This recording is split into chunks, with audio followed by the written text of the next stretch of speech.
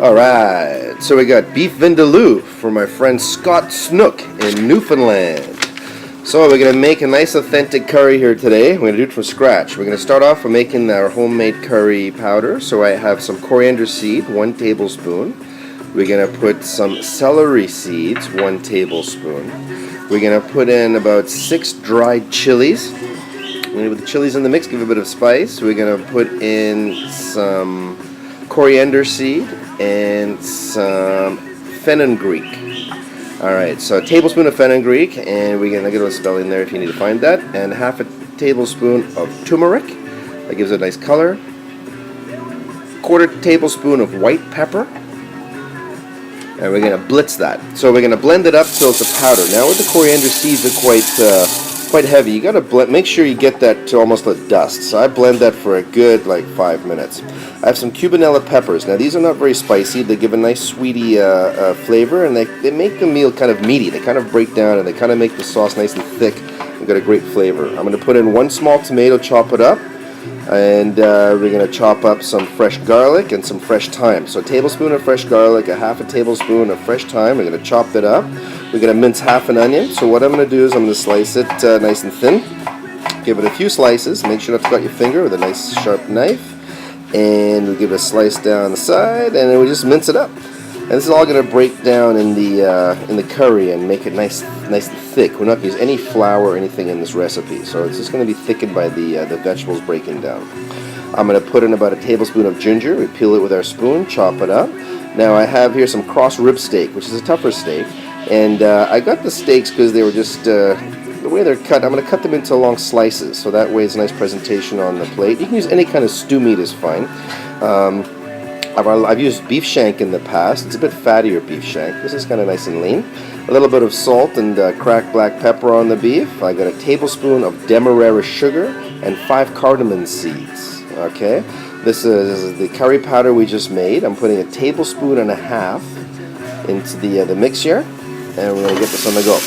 Water beads, pan's been heated on a medium-high heat for about 5 minutes. I'm putting the beef in, it's sticking nicely and starting to sear. Now it's been about 5 minutes, the meat started to caramelize, it's browning on the bottom. I'm going to add all the garlic, the ginger, the fresh thyme and the onions, the curry powder, the brown sugar, and the cardamom seed. We're going to put that all in there, put the tomato in there, and we're going to give it a bit of a stir, and just start to get that, start looking nice and pasty. See nice the brown, so the meat's browning nicely. And what we're going to do here, some of the liquids going to start coming out of the meat. We're going to add the cubanella peppers at this point. They're going to start to break down and release some moisture. And you can see it's getting a bit pasty, which is quite nice. I'm going to add 4 cups of water, just so the meat is covered. It's really covered a lot, and we're going to reduce that down. So I got that on a medium-high heat. I'm going to open the vent and wait for the whistle. The whistle goes off. Now I'm going to make a stew.